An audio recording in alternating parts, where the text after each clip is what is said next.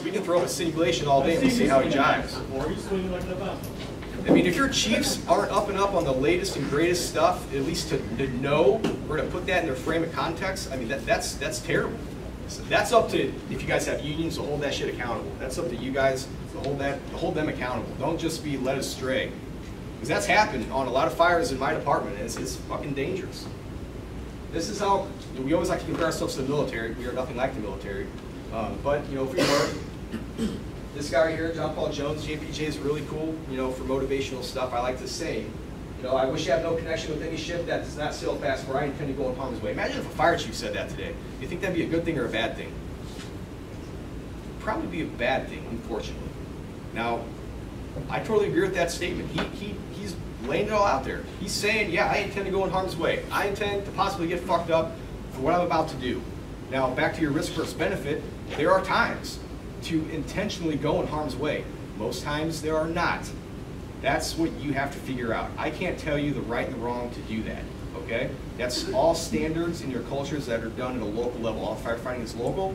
I know that, my personal conviction, I know that on my department level, and honestly, if my chief says no, I don't fucking argue.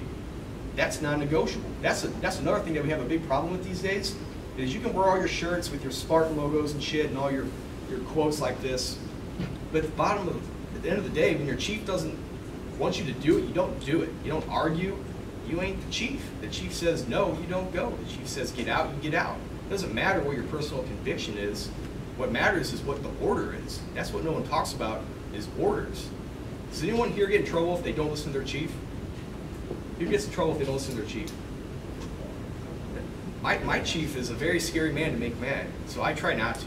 Because I think that, I don't know, I think that's what's wrong, like you said, the backside of the millenniums. Yeah.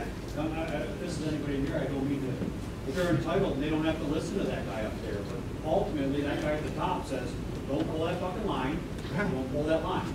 Don't vent right there, you don't vent, right? I mean, right. It's non-negotiable. It doesn't matter what some cool instructor told you or what sticker you have on your coffee mug. You know, don't make excuses, make grabs, whatever the fuck you're getting into. When the chief says no, it's no. Right. You don't get to pick. That ain't your choice. You ain't got a white helmet, and you ain't that.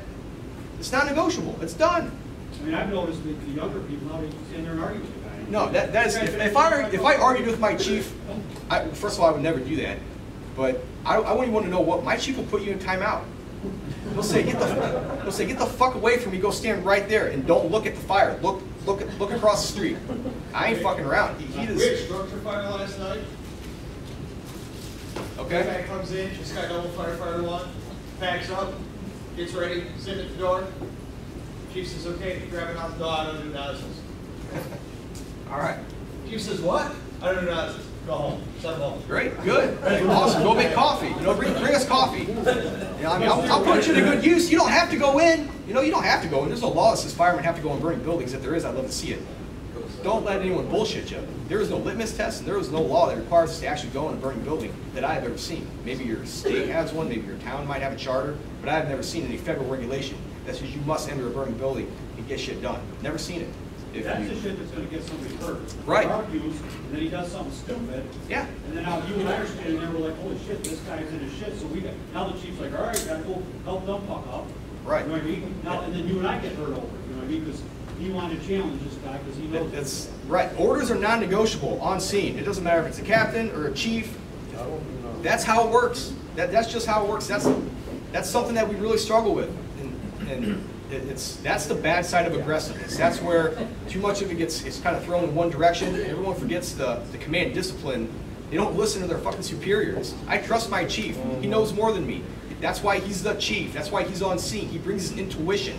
The chief ain't bringing a fucking a set of irons. I don't need him to tell me what to do. I know what to do. But he's there to make sure I don't get fucked up. So when he says, don't go in there, I'm not gonna argue with that guy. That would be dumb. And if a kid doesn't listen, see ya. Because now he's everyone's problem. Right, I think the senior guys like you tell them, hey, shut up, what are you doing? Yeah, I mean, right. Nowadays, you got to be careful saying that, you know what I mean? No, you don't. No, I don't know what you mean. What does that mean? What do you mean you got to be careful saying that? It's an idealized environment. You know what idealization stands for, right? So if you argue about not going in that and then you want to go in that and get killed, like what's the argument then? You're going to argue at your funeral? Like, kid didn't listen, he was going to get upset, so I let him do it. Oh, now we're burying him. Like, that's non-negotiable. So we can table this discussion for later. This is I like the discussion though. What happens if you give me crap beer, Chris? Right. There you go. So does your fire academy make bad motherfuckers? That's just something I like to throw up there because I would say yes, mine does. And if you guys don't think you're on the best fucking fire department in this country, then you're on the wrong fire department. All right. All your departments should be the best fire department in this country. I can't stand people that trash their department. They're not happy with their department. Well, shut the fuck up. That's on you. You know, be the change. Go make your happiness. Okay. So my department has a lot of problems. Has the same problems everyone else's does, but you don't see me bitching about it. Okay.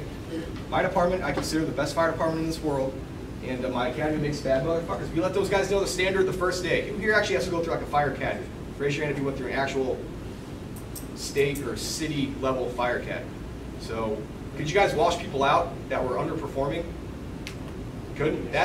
You could. Awesome. We can also. That's what happens if you don't. When you lower the bar so low that it becomes a trip hazard for everyone that follows, that's what you get, mediocrity after that. The minimum standard, there's no coincidence that mediocrity and minimum standard start the same way. That's just how it works. That's not what we want. All right, we go into idealish environments for a living, okay? Do you want the lowest standard possible being your benchmark for success? That's fucking crazy. So, you used to train like this. I bet those guys really trusted that jump pad, didn't they? I bet those guys really trusted that ladder also. That's the confidence we used to have. We no longer have that because it's too dangerous. So just know those things come with a price. Our training has set us up to fail. Kyle hit on that earlier. Unfortunately, our hands are bound so tight with the training. I refuse to basically train anywhere now that I can't use an actual building. I don't want to come light fires in your Connex box.